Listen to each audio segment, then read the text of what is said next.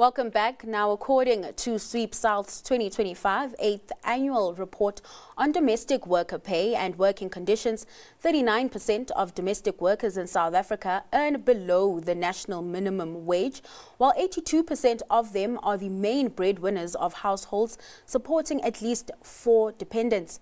In the meantime, essential goods and services, along with housing costs, have risen sharply over the last year.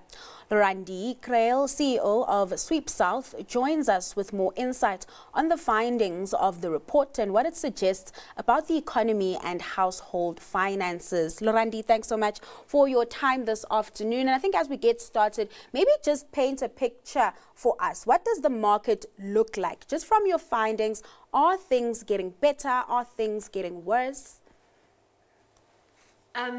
So what we see from our research, this is the 8th year that Sweepsouth has conducted this research. They're only one of its kind in Africa that looks at the domestic work industry in this depth.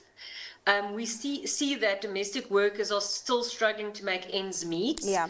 Their salaries are marginally increasing, specifically over the last 3 years, but they still have a 900 Rand gap between the wages they earn and what we deem as a living wage. Mm-hmm.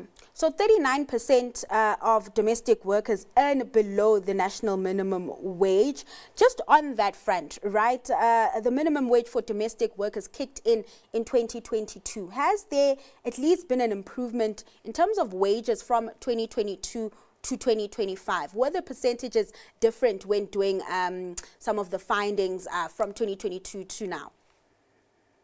Yes, certainly. So I have to reiterate that this survey and this research is not only on the Sweepsouth on our platform, so only 30% of the correspondents are on our platform. The rest are made up of 40% that's never been on the platform, and 30% that was on the platform and has moved on to private engagements or other type of work. So what we saw overall, so if you look at the median salary of the respondents, it at first looked like they're earning above minimum wage and that the conditions have improved. But there's a few things that skews. So domestic workers on the Sweepsouth platform earn 47% above minimum wage.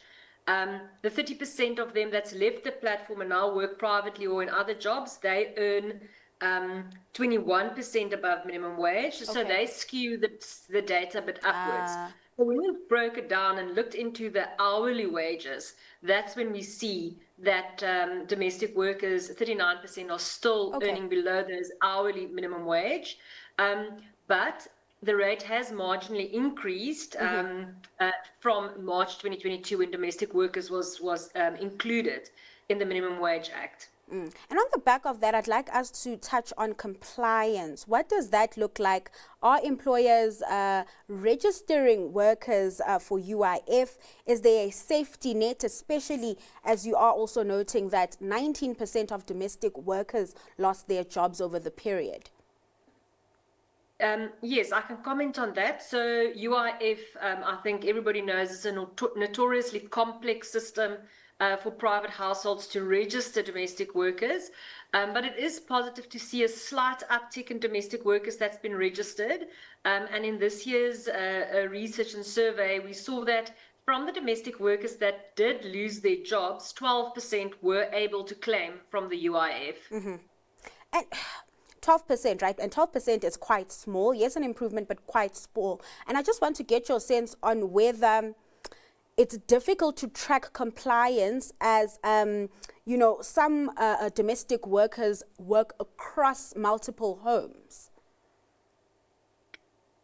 Yeah, that's a very good question. 85% of domestic workers work across different households, and only 15% of domestic workers work for one home privately, most of them.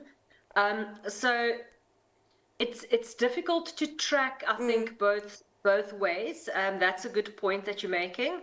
But also in terms of the UIF system, I don't think it's at a point where, from a technology point of view, it's easy to register and track domestic workers. All right. And what does this this picture that you've painted for us spell out for current economic conditions? are we seeing middle class households under pressure, with that class being, many employers for domestic workers? Yes. So that's a very good point. So we are, as Sweepsouth, we're very well positioned to see this pressure, economic pressure. So on the one side, you have your middle to upper class that has a form of domestic work. We saw how that has declined since COVID. So in the last 5 years, we've lost 400,000 domestic work jobs. So that's 400,000 families that no longer employ domestic workers. So pre-COVID, 1.2 million domestic work opportunities available, currently just over 800,000 available. So that shows you the economic pressure, and the reason of these job losses are stated as affordability or households immigrating, moving abroad or moving to another part of the country. And then on the other side, we do see on the Sweepsouth platform where when minimum wage increase, we increase at the same time. This year we increased a little bit higher than minimum wage. We increased our rates by 6%. We do pay as a base 20% above minimum wage since inception. But it takes about a week or two lag, but then we can immediately see the difference in our booking volumes. So booking volumes will go down, or customer behavior change.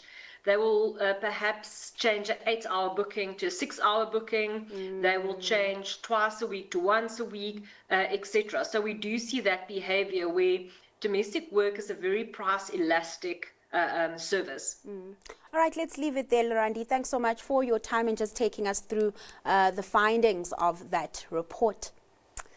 That was the CEO of Sweepsouth, Lourandi Kriel.